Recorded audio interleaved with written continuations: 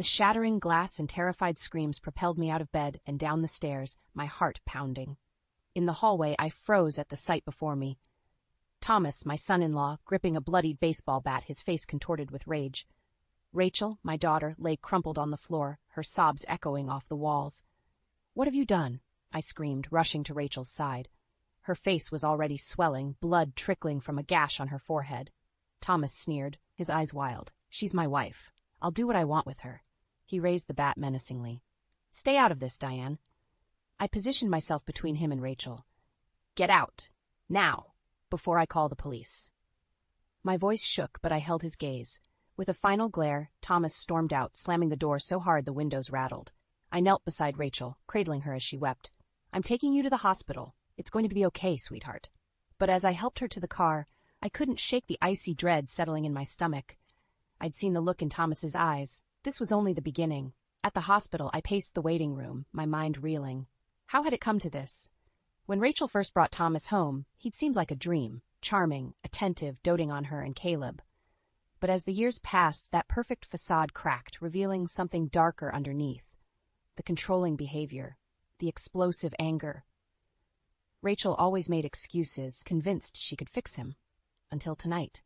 Seeing my daughter battered and broken, I knew I had to act. I couldn't lose Rachel like I'd lost my husband. Memories of his casket being lowered into the ground flashed through my mind. No, I refused to bury my child too. "Mrs. Wilkins?" A doctor emerged, his face grave. "Your daughter has a severe concussion and multiple contusions. She'll need to stay for observation." I nodded numbly, bile rising in my throat. "Can I see her?" He led me to her room where Rachel lay pale and still, a bandage stark white against her hair. Rage burned in my chest, hardening into resolve.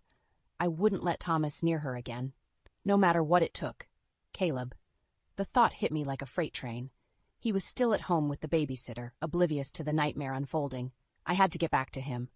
"I'll be back soon," I whispered to Rachel's unconscious form. "I promise." Driving home, I gripped the steering wheel, a plan taking shape. First, a restraining order.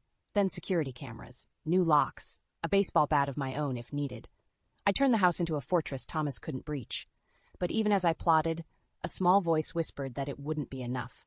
That Thomas's obsession ran too deep. A shudder ran through me. Pulling into the driveway, I took a deep breath and composed myself. I had to be strong for Caleb. Entering the house, I found him on the couch, his small face pinched with worry. "Grandma, where's Mommy?" I sat beside him, pulling him into a hug. "She had an accident, but she's going to be okay." The lie tasted bitter on my tongue. "I need you to be brave, okay, buddy?" He nodded against my chest, but I felt the first of many questions forming, questions I wasn't ready to answer. Holding him tighter, I closed my eyes. "God, give me strength," I prayed. The battle was only beginning. The hospital corridors felt endless as I made my way to Rachel's room, the sterile smell burning my nostrils. I'd left Caleb with my sister, promising I'd be back soon. But the sight of Rachel lying motionless, her face a patchwork of purple bruises, made me wonder how long soon would be. A soft knock made me turn. Officer Davis stood in the doorway, his expression grim. "Mrs. Wilkins, I need to speak with you." In the hallway, he flipped open his notepad. "We've arrested Thomas for domestic battery, but given the severity of Rachel's injuries, he'll likely make bail." My stomach dropped. "What? He nearly killed her." "I understand your frustration. That's why I strongly advise you to file a restraining order." I nodded, a bitter laugh escaping me, as if a piece of paper could stop Thomas's rage. But I'd do whatever it took to keep him away from Rachel and Caleb. The next few days passed in a blur of police stations and courtrooms. The restraining order was granted, but it did little to ease the knot of fear in my chest. Rachel remained in the hospital, drifting in and out of consciousness. It was during one of these visits that I first noticed it, a figure lurking in the parking lot watching me. A chill ran down my spine. "Thomas," I marched outside, my hands balled into fists.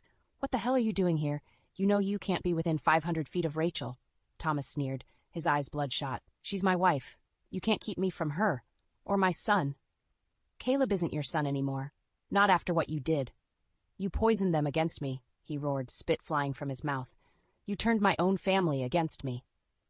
I stepped closer, my voice low and fierce. "You did that yourself. Now leave before I call the police." With a final glare, he turned and stalked away. But I knew it wasn't over. Thomas's obsession ran too deep. My fears were confirmed when I brought Rachel home. She was a ghost of herself, jumping at every noise, rarely leaving her room. And Caleb, my sweet grandson, retreated into himself, his once bright smile dimmed. But it was the small things that made my skin crawl. Caleb's favorite stuffed animal going missing. A kitchen window I swore I'd locked found open. I knew it was Thomas, violating the restraining order, invading our home like a cancer. I installed security cameras, changed the locks, but still, the violations continued. I'd catch glimpses of Thomas watching the house, his eyes hungry. Rachel grew more fearful by the day. "I can't do this anymore, Mom," she whispered one night, tears streaming down her face. "I'm scared all the time. I feel like I'm losing my mind." I held her as she sobbed, my own eyes burning. "We'll get through this, sweetheart. I won't let him hurt you again."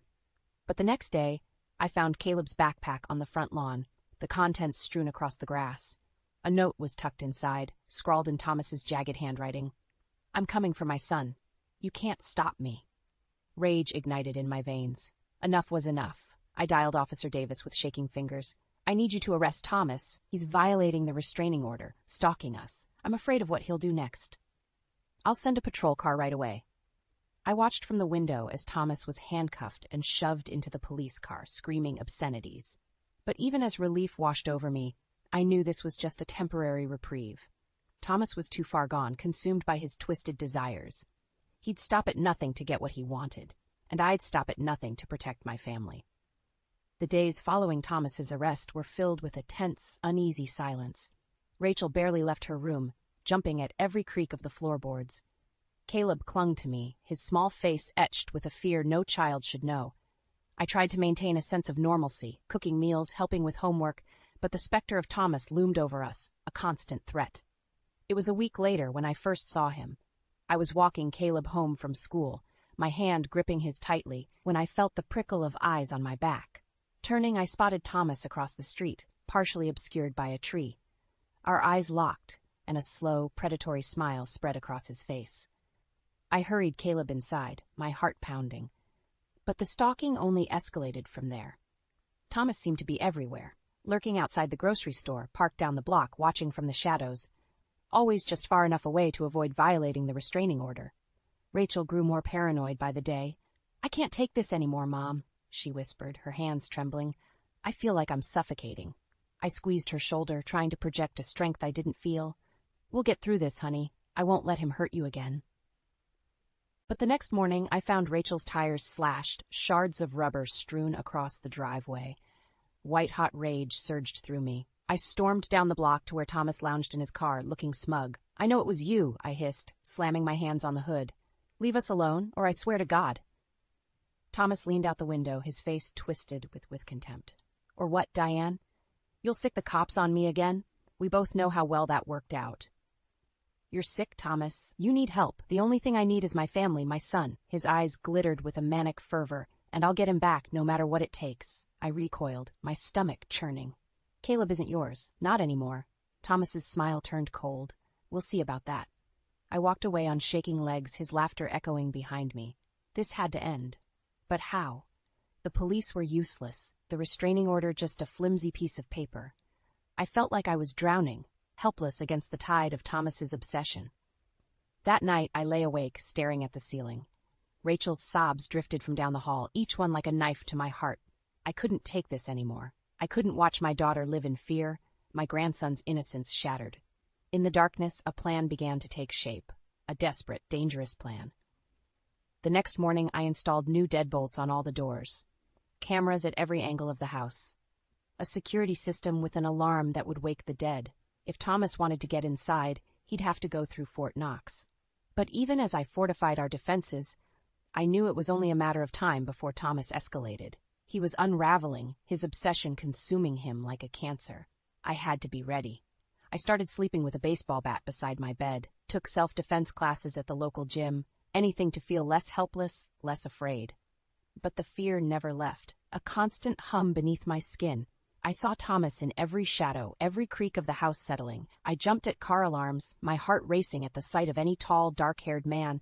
I was losing myself, piece by piece, but I couldn't let Rachel and Caleb see. I had to be strong for them, had to hold our crumbling world together with sheer force of will. Late one night, I found Rachel in the kitchen, staring blankly at a cup of tea. "I can't do this, Mom," she whispered. "I can't live like this anymore." I wrapped my arms around her, holding her as she shook. "We'll find a way, honey, I promise." But as I held my broken daughter, I wasn't sure I believed my own words. Thomas's obsession was a monster, devouring us all, and I was terrified it would consume us whole. The security cameras blinked red in the darkness, a silent sentry against the night. But even their watchful gaze couldn't ease the dread coiled in my stomach. Every shadow seemed to hold Thomas's leering face, every creak of the floorboards his footsteps. I was in the kitchen brewing a pot of coffee when Rachel stumbled in, her eyes haunted. "Mom, have you seen Caleb's teddy bear? The one Dad gave him before he died?" I frowned, a chill running down my spine. "No, honey. Isn't it in his room?" "I've looked everywhere. It's just gone." A sickening realization dawned. Thomas, he'd been in the house. Bile rose in my throat as I raced upstairs, tearing through Caleb's room. Drawers hung open, toys scattered, but the bear was nowhere to be found. "I'm calling the police," I said, my voice shaking with rage. Officer Davis arrived within minutes, his face grim as he surveyed the scene. "I'll file a report, but without proof it was Thomas." "Who else would take Caleb's bear?" I snapped. "He's escalating. You have to do something." Davis sighed, running a hand over his face. "I'll see what I can do. In the meantime, keep your doors locked. If you see Thomas, call us immediately." But locking the doors felt like putting a Band-Aid on a gushing wound. Thomas was a virus, infecting every aspect of our lives. I couldn't sleep, couldn't eat. I jumped at every noise, my heart slamming against my ribs, and then the emails started. They poured into Rachel's inbox, each one more disturbing than the last. "I miss you, baby. I miss our family. I just want to be with you and Caleb again. You can't keep me from my son. He needs his father. I'll do whatever it takes to get him back." "This is all your fault, Rachel. You and your mother. You turned Caleb against me. But I'll make you pay. I'll make you all pay." Rachel dissolved into tears as she read them, her shoulders shaking. I held her, my own eyes burning with helpless fury. "That's it," I said, my voice like steel. "I'm ending this. Now." I stormed to the police station, the emails clutched in my fist. I slammed them down on Officer Davis's desk, my hands trembling. "Arrest him. Now. These are clear violations of the restraining order." Davis scanned the emails, his face darkening. "You're right, Mrs. Wilkins. This is grounds for arrest." I watched, a grim satisfaction burning in my chest as Thomas was led out of his house in handcuffs, spitting and cursing. But even as the police car drove away, I knew this was only a temporary reprieve. Thomas was too far gone, his obsession a cancer that had consumed him whole. Prison wouldn't stop him. Nothing would. I returned home to find Rachel curled on the couch, her face pale and drawn. Caleb sat beside her, clutching a framed photo of his father. My heart cracked at the sight. "Is it over?" Rachel whispered. "Is he gone?" I wanted to say yes, wanted to promise her that the nightmare was finally ending. But I couldn't lie. Not anymore. "For now," I said softly. "But we have to be prepared. Thomas, he's not going to stop. Not until he gets what he wants." Rachel closed her eyes, a single tear slipping down her cheek. "What are we going to do, Mom?" I knelt before her, taking her hands in mine. "We're going to fight, honey. We're going to do whatever it takes to keep our family safe." But even as I spoke the words, I felt a flicker of doubt. Thomas's obsession was a wildfire, consuming everything in its path, and I was terrified we were about to be burned alive. The days after Thomas's arrest were a blur of police statements and hushed phone calls with lawyers. Rachel moved through the house like a ghost, jumping at every creak, every shadow. Caleb clung to me, his small face pinched with a fear no child should know. I tried to maintain a sense of normalcy, cooking meals, reading bedtime stories, but the specter of Thomas loomed over us, a constant, suffocating presence. It was a week later when the first letter arrived. Rachel found it in the mailbox, her name scrawled across the envelope in Thomas's jagged handwriting. Her face paled as she read it, her hands shaking. "What does it say?" I asked, my heart in my throat. He says he loves me, that he forgives me for putting him in jail, that he knows we'll be a family again soon." I snatched the letter from her hands, scanning the rambling, delusional words. Rage ignited in my veins. Even from behind bars, Thomas was tormenting us. The letters kept coming, each one more disturbing than the last. Thomas professed his undying love for Rachel, his obsession with being a real father to Caleb. He blamed me for turning them against him, vowing revenge. I called Officer Davis, my voice shaking with fury. You have to stop these letters. He's harassing us from jail. Davis sighed heavily. I'm sorry, Mrs. Wilkins, but there's not much we can do. He has a right to send mail. I slammed the phone down, hot tears pricking my eyes. The system was failing us. Thomas was winning, even locked away. Rachel grew more withdrawn, spending hours staring blankly at the walls. She flinched when I touched her, lost in some dark memory. It was like watching my vibrant, beautiful daughter fade away before my eyes. Caleb, too, was slipping away. He woke screaming from nightmares, crying for the father he'd lost long before Thomas's arrest. My heart shattered as I held him, whispering hollow reassurances. I want Daddy, he sobbed into my shoulder. I want things to go back to how they were. I stroked his hair, blinking back my own tears. I know, baby, but there was no going back. Thomas had shattered our world like a hammer through glass. All I could do was try to hold the jagged pieces together.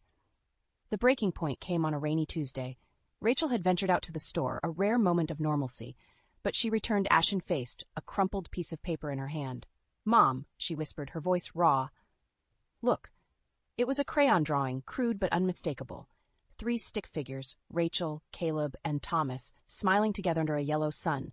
Scrawled beneath in a child's handwriting, I miss you, Daddy.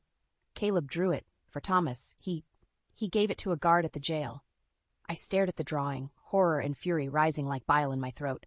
Thomas was manipulating Caleb, poisoning him against us, using a child's love to fuel his twisted obsession.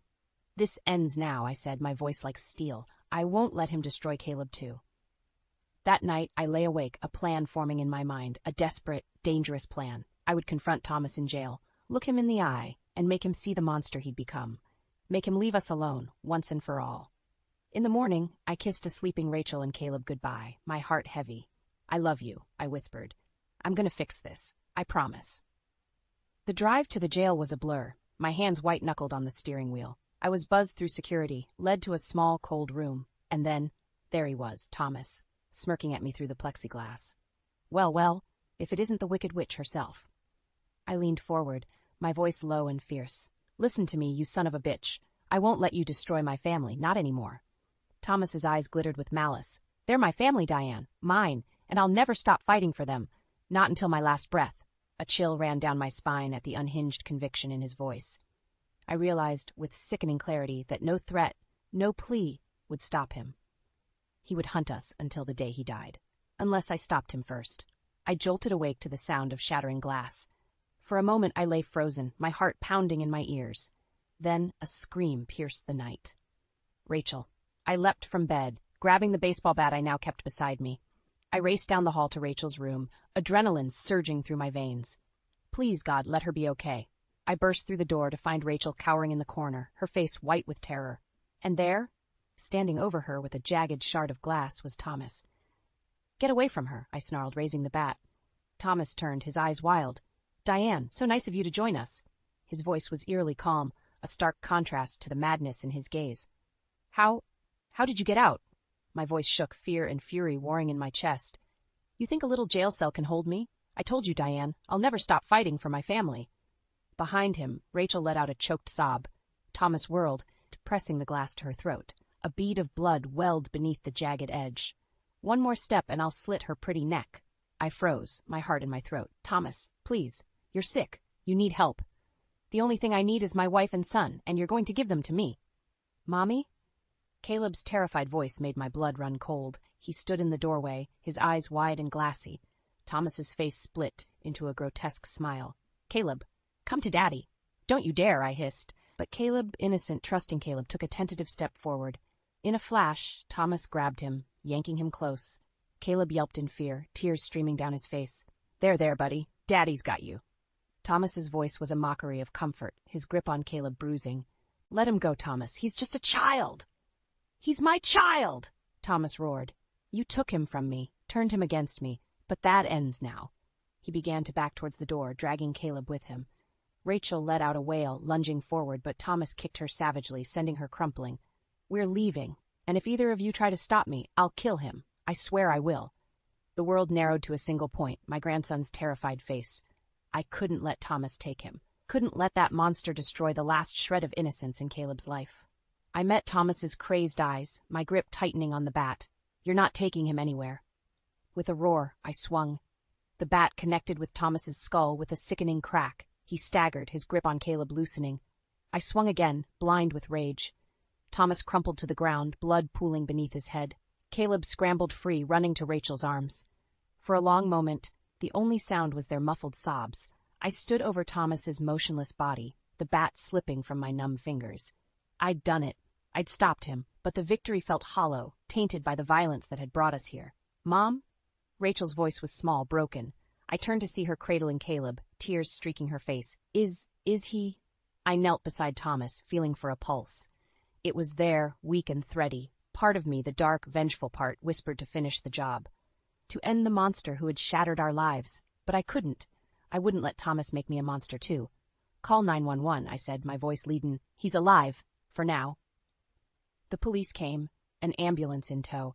I watched numbly as they loaded Thomas onto a stretcher, his face a bloody ruin. Officer Davis took my statement, his face grim. "You did what you had to, Mrs. Wilkins. You protected your family." But had I? As I held Rachel and Caleb, their tears soaking my shirt, I couldn't shake the feeling that the nightmare was far from over. Thomas would live. He would heal. And his obsession, his sickness, that would fester, growing more twisted with each passing day. He would come for us again. I knew it in my bones. And next time I wouldn't hesitate to do what needed to be done. The hospital room was cold, the beeping of machines the only sound. I sat beside Thomas's bed, staring at his battered face. Even in unconsciousness, he looked menacing, his features twisted with hatred. "Why, Thomas?" I whispered. "Why couldn't you just let us go?" But I knew the answer. Thomas's obsession was a cancer, consuming him from the inside out. He would never stop. Not until he had what he wanted, or until he was dead. The thought chilled me, but I couldn't shake it. Thomas was a rabid dog, foaming at the mouth, and there was only one way to deal with a rabid dog. I was jolted from my dark musings by a commotion in the hallway. Shouts, the pounding of feet. I leapt up just as Caleb burst into the room, his face streaked with tears. "Caleb, what are you doing here? Where's your mom?" "He has her, Grandma," Caleb sobbed, throwing himself into my arms. "The bad man has Mommy." Ice flooded my veins. I whirled to see Thomas's bed empty, the machines shrieking in alarm. He was gone, and he had Rachel. I raced into the hallway, dragging Caleb with me. "Help! Someone help!" Nurses came running, their faces tight with concern. I babbled out an explanation, my heart slamming against my ribs. They called the police, put the hospital on lockdown. But it was too late. Thomas and Rachel were nowhere to be found. I paced the waiting room, my mind reeling. How could this happen? How could Thomas have escaped, taken Rachel, right under our noses? Officer Davis arrived, his face grim. "We're doing everything we can to find them, Mrs. Wilkins. We have roadblocks set up, every available officer searching." "He's going to kill her," I whispered, my voice breaking. "He's going to kill my baby." Davis gripped my shoulder, his eyes fierce. "We won't let that happen, I promise you." But promises meant nothing in the face of Thomas's madness. I knew, with sickening certainty, that he wouldn't stop until Rachel was dead, until we all were. Unless I stopped him first.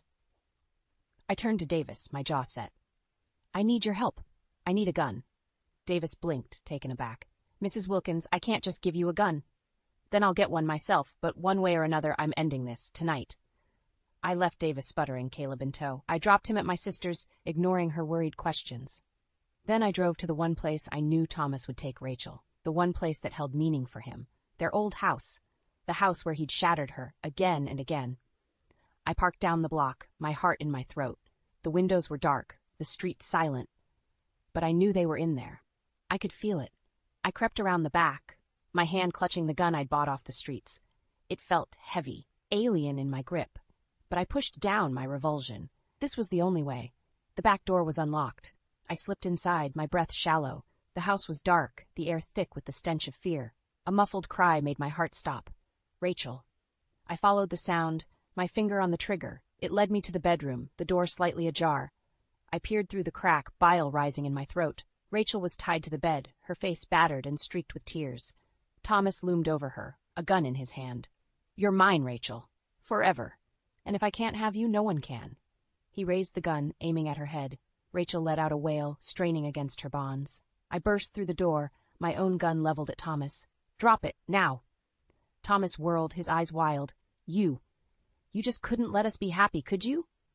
"This isn't happiness, Thomas. This is sickness. Now let her go." Thomas laughed, a sound like shattered glass. Oh, I'll let her go all right, straight to hell.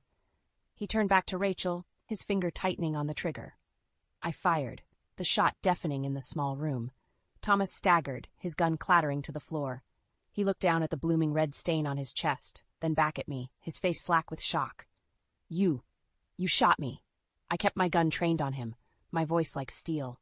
I warned you, Thomas. I warned you what would happen if you touched my family again. Thomas stumbled forward, his eyes rolling back in his head. He collapsed to the floor, blood pooling beneath him. For a long moment, the only sound was Rachel's muffled sobs. Then sirens split the air, red and blue light strobing through the windows. I untied Rachel with shaking hands, pulling her into my arms. She clung to me, her whole body trembling. It's over, baby. It's finally over. But even as I said the words, I knew they weren't true. The nightmare Thomas had brought into our lives would never really end. We would carry the scars, visible and invisible, for the rest of our days. But we would carry them together, a family, unbroken. And in the end, that was all that mattered. The hospital room was a stark contrast to the chaos of that night. The beeping machines, the sterile white walls, it was almost peaceful. But the sight of Rachel, bruised and broken in the bed, shattered any illusion of peace. I sat beside her, holding her hand as she slept. The doctor said she would heal, physically at least. But the emotional scars, the trauma Thomas had inflicted, that would take longer, maybe a lifetime. Officer Davis knocked softly on the door, his face somber. Mrs. Wilkins, can I speak with you? In the hallway, he handed me a cup of coffee, his eyes tired. Thomas is in surgery. The doctors say he'll likely pull through. I closed my eyes, a wave of exhaustion washing over me. What happens now? Well, he'll be arrested, charged with kidnapping, attempted murder, a whole host of things. He's looking at serious time. Good. My voice was hard, unyielding. I hope he rots in prison for the rest of his miserable life. Davis nodded, sipping his coffee. There's something else.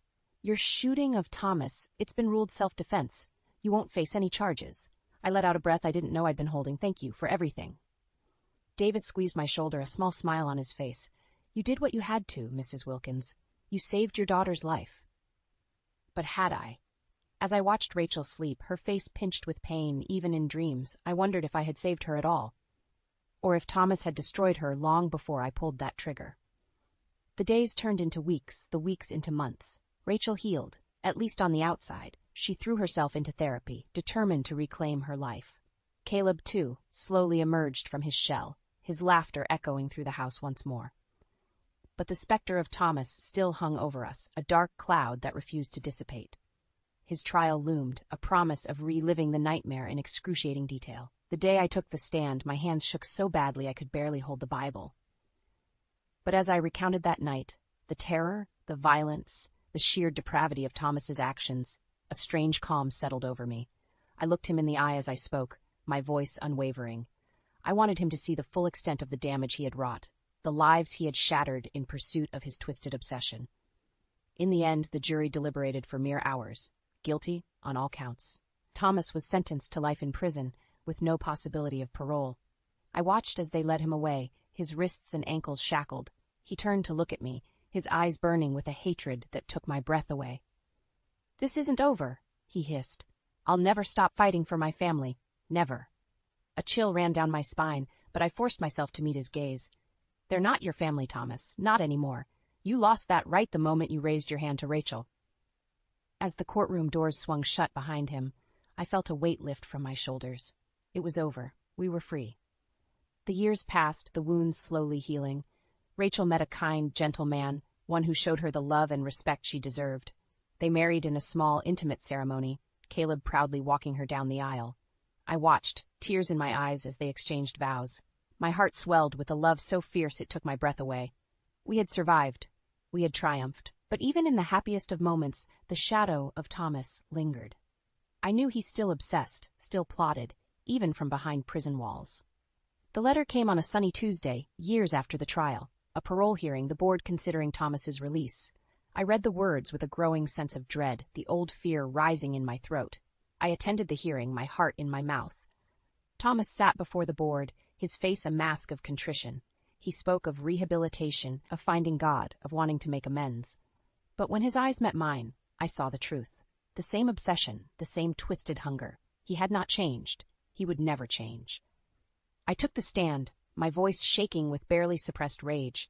I spoke of the lives he had destroyed, the terror he had inflicted. I begged, pleaded for the board to see the monster behind the mask. In the end, they did. Parole denied. Thomas would remain behind bars, his obsession left to fester and rot. As I walked out of the hearing, Rachel and Caleb by my side, I felt a sense of peace wash over me. We had won, truly and finally. Thomas's obsession had consumed him, driven him to madness and despair, but it had not consumed us. We were survivors, a family, unbroken and unbreakable. And that, in the end, was the sweetest revenge of all.